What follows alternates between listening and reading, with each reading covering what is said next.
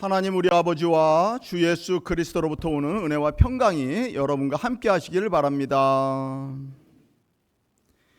예수님은 복음 사역을 위해서 여러 갈릴리 도시들을 방문하셨습니다. 그곳에서 말씀 전하고 병 고치시고 귀신도 쫓아내셨습니다. 이러한 이적을 본 많은 사람들이 예수님을 따라다니기도 했습니다.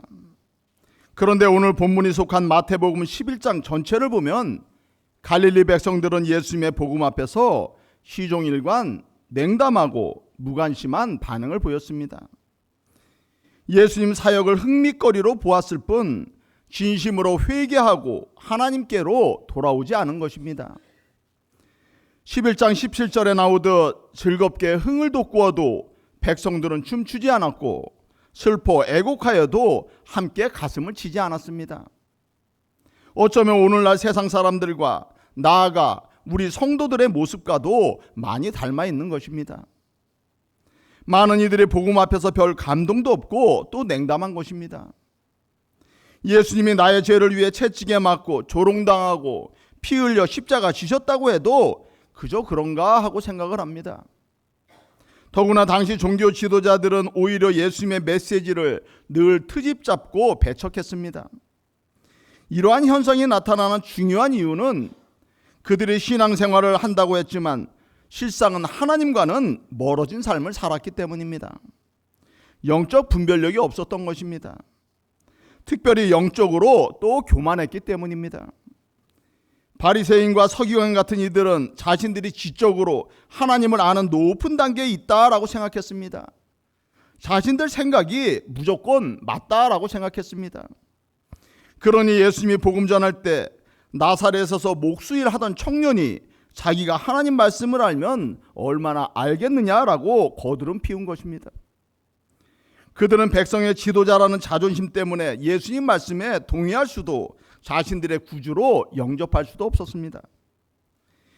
예수님이 사도 바울 정도의 스펙과 아마 배경을 가지셨다면 종교 지도자들이 조금은 또 귀를 기울여 드렸을지도 모르겠습니다.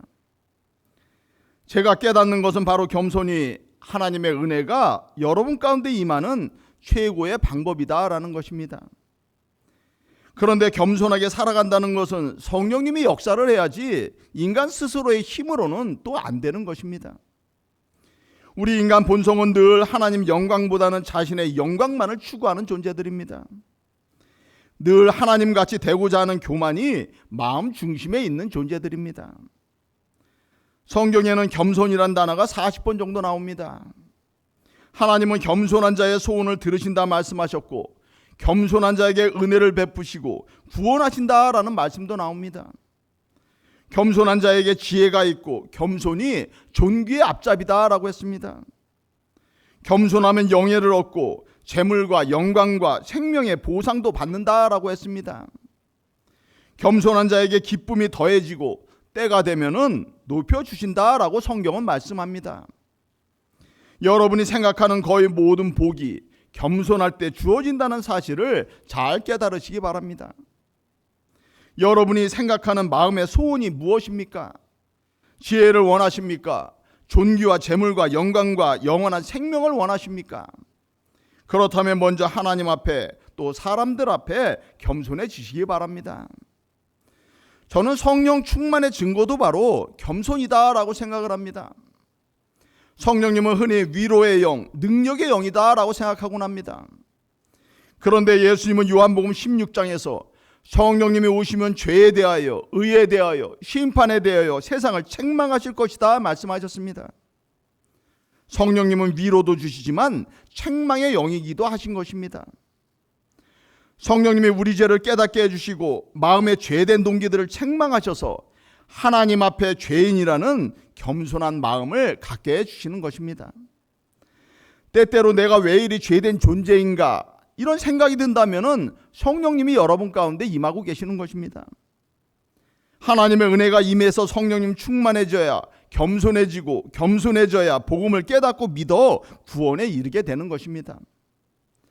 겸손한 마음이 우리 힘으로는 구원받을 수 없는 죄인임을 깨닫고 예수님께로 이끌어가는 것입니다.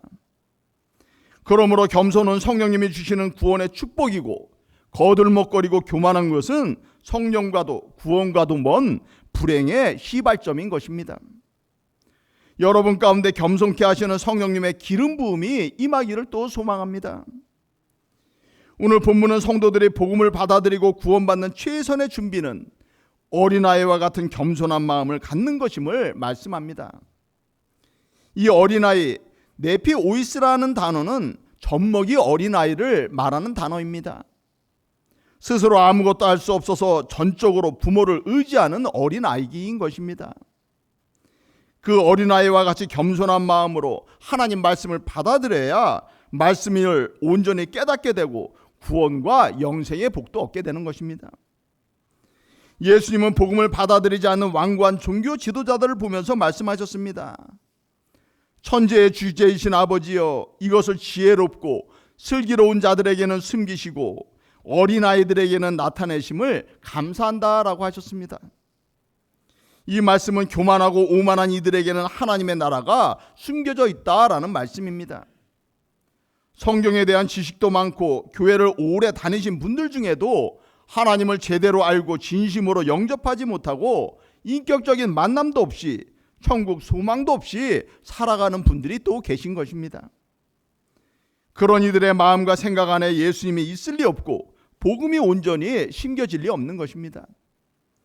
하나님 앞에서 늘 자신의 부족함을 토로하고 은혜 주시기를 간구하며 겸손히 무릎 꿇지 못하는 모든 이들에게 안타깝지만 하나님은 그들의 영적인 눈을 또 가리우시는 것입니다. 그 결과 구원과도 또 멀어지게 되는 것입니다. 반면에 어린아이와 같이 겸손하고 순수한 마음으로 하나님께 구하는 이들에게 하나님은 영적인 눈을 열어주시고 분별력도 주시는 것입니다. 그래서 교만했던 서기관이나 바리새인들은 예수님이 하시는 말씀을 전혀 이해하지를 못했습니다.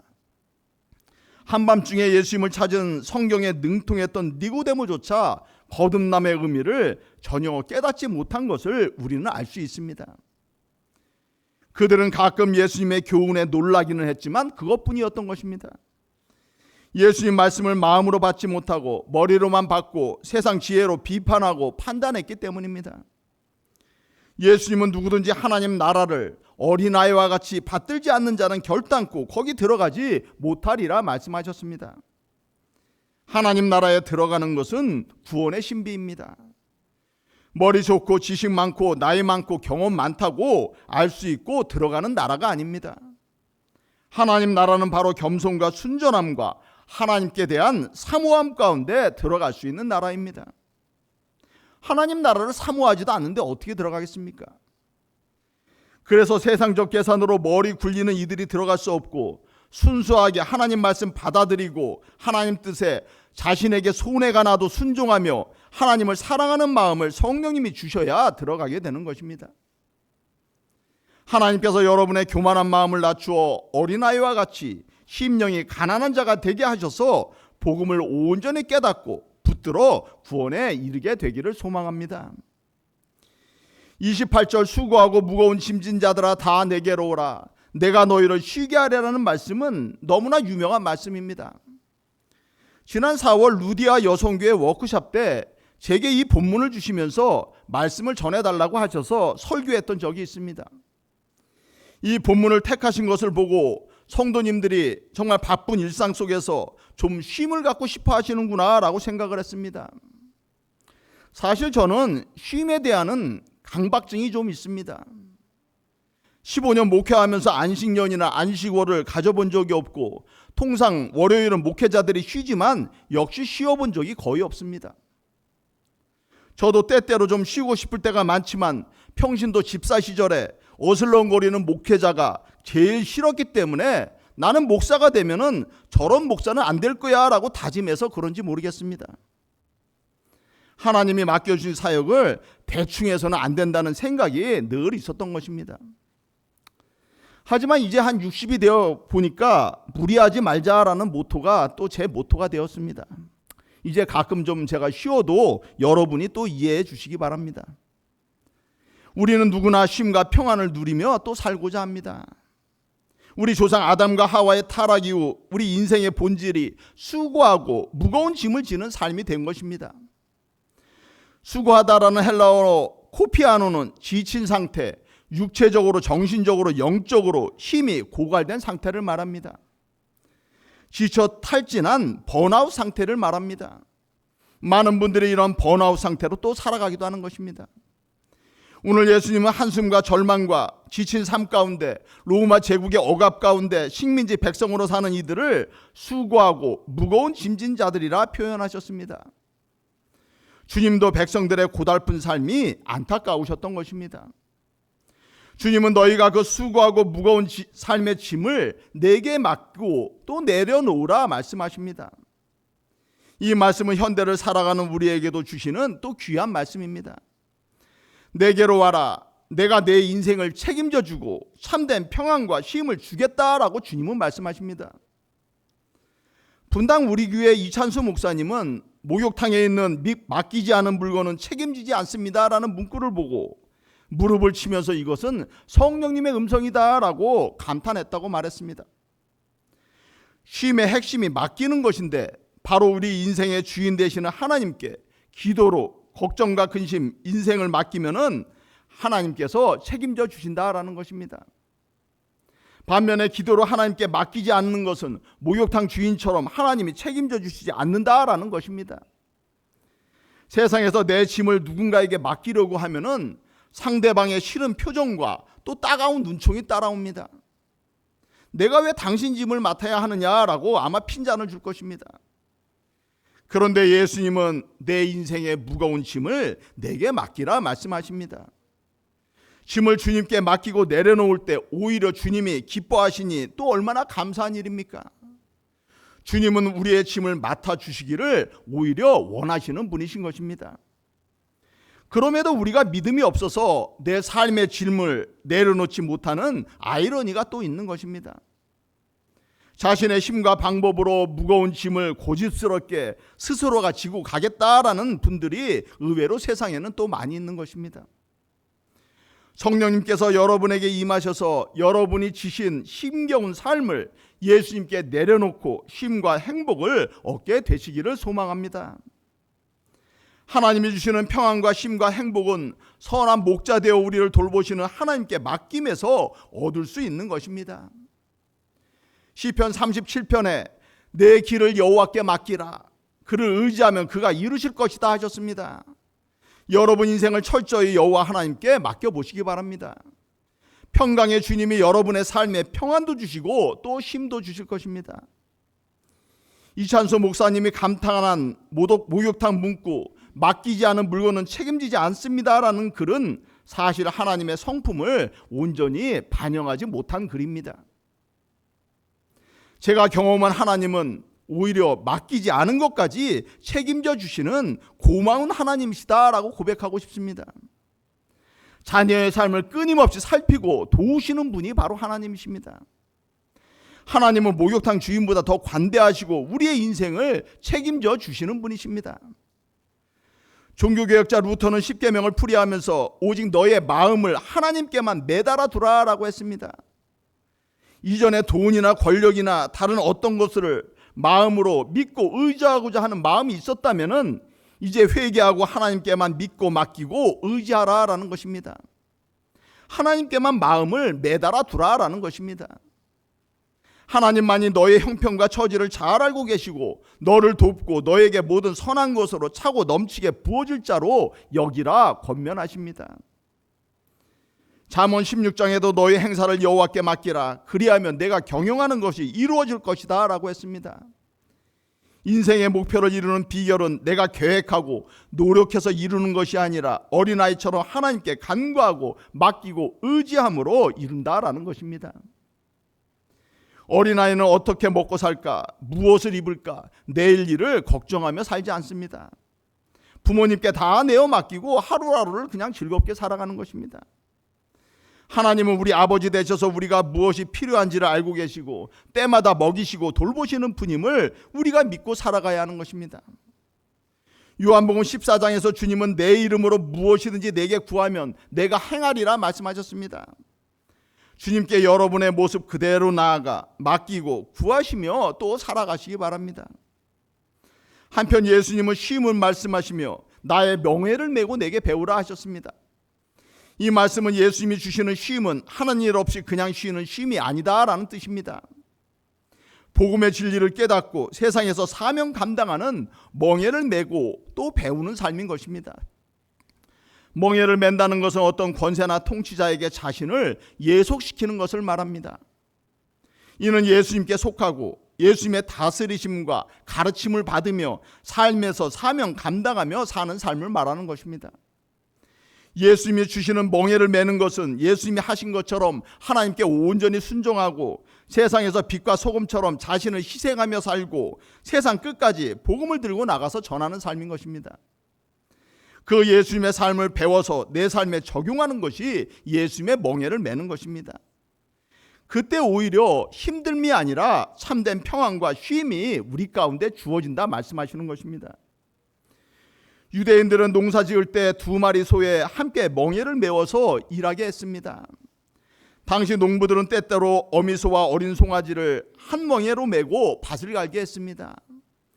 그것은 모든 하중은 어미소가 받게 하고 어린 송아지는 가벼워진 멍에를 메고 어미소가 하는 일을 배우게 하기 위함입니다. 어린 송아지는 점점 어미소가 하는 일을 배우게 되고 나중에는 자신이 그 일을 능숙하게 감당하게 될 것입니다. 마찬가지로 예수님은 연약한 여러분을 보고 무거운 멍에를 메고 따르라 말씀하지 않으십니다. 주님이 손소 우리 멍에를 함께 지심으로 멍에는 주님이 다 메시고 우리는 그저 걸치고 따라가는 가벼운 멍에인 것입니다.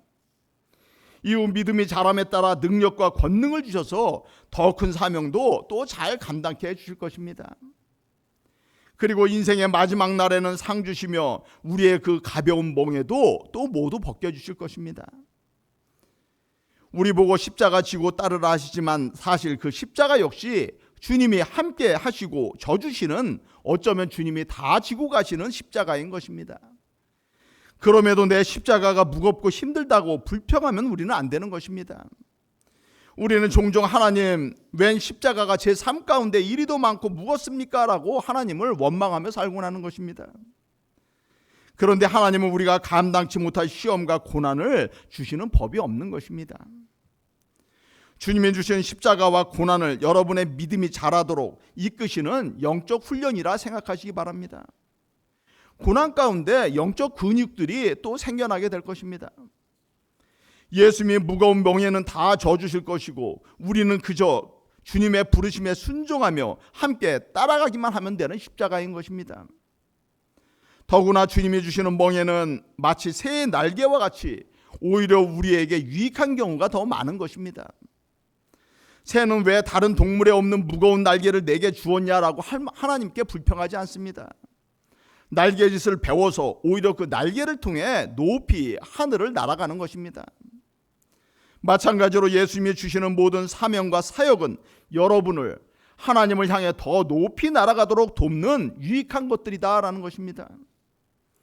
여러분이 생각하는 시험과 무거운 짐들이 오히려 여러분의 인생을 귀하고 또 영화롭게 해줄 것입니다.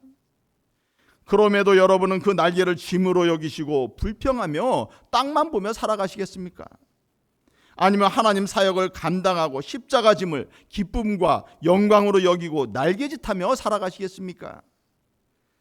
세상 사람처럼 그냥 놀고 쉬는 것이 아니라 예수님 사역에 동역하고 함께함이 참된 쉼이며 또 축복인 것입니다.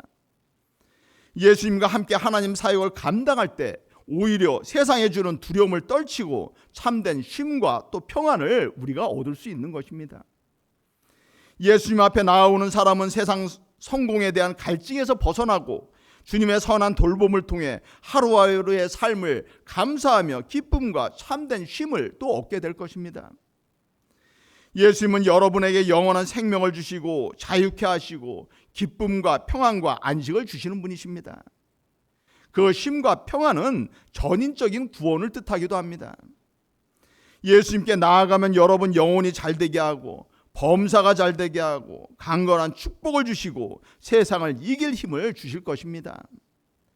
주님이 주시는 힘과 권능으로 예수님과 함께하는 사명의 십자가와 멍에를 충성스럽게 감당하는 참된 구원의 축복을 누리시는 복된 성도들이 다 되시기를 주님의 이름으로 축원합니다.